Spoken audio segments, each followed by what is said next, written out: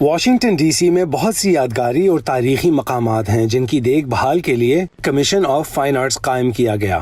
امریکی صدر کی جانب سے تعینات کیا جانے والا یہ کمیشن 1910 میں کانگریس نے قائم کیا تھا۔ خیال یہ تھا کہ ایک اہم بین الاقوامی دارالحکومت کی حیثیت سے اس شہر کی شبیہ کو بلند کیا جائے، وقار اور خوبصورتی اور ان سب چیزوں کے نظریے کو آگے بڑھایا جائے جو اس شہر کے امیج کا حصہ ہیں۔ یہ پینل واشنگٹن کی تعمیراتی ترقی کی رہنمائی کرتا اور وفاقی حکومت کو آرٹس اور قومی علامات سے متعلق امور جیسے تمغے اور سکوں سے متعلق مشورے دیتا ہے۔ ان کے حالیہ بڑے منصوبوں میں سے ایک وائٹ ہاؤس کی نئی باڑ ہے جو نصب کی جا رہی ہے۔ بنیادی طور پر باڑ کی اونچائی کو تقریباً دگنا کرنا اور اس کو کسی بھی طرح کے دھماکوں اور بھیڑ سے محفوظ کرنا ہے، لہٰذا اس کا مقصد ہر چیز کو بہتر بنانا تھا۔ تحفظ کے ساتھ اسے اچھا بھی لگنا چاہیے۔ 2001 کے دہشت گرد حملوں کے بعد سے یہاں سیکیورٹی بڑھا دی گئی ہے۔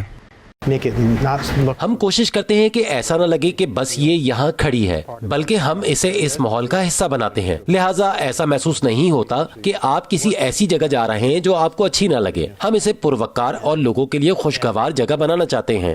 پینسلوینیا ایونیو وائٹ ہاؤس کے سامنے ایک مصروف مین سٹریٹ ہوا کرتا تھا۔ 1995 میں سیکیورٹی کی بنا پر اسے ٹریفک کے لیے بند کر دیا گیا تھا۔ اس محفوظ علاقے کو خوشگوار بنانے میں فائن آرٹس کمیشن کا ہاتھ تھا۔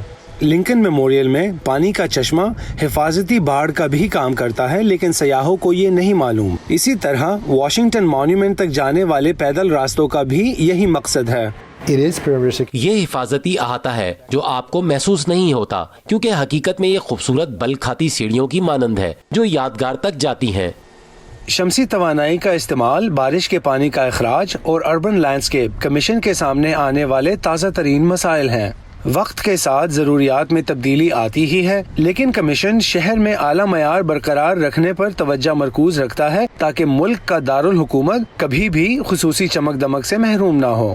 ڈورا میکور کے ساتھ Imran Jadoon, Voice of America.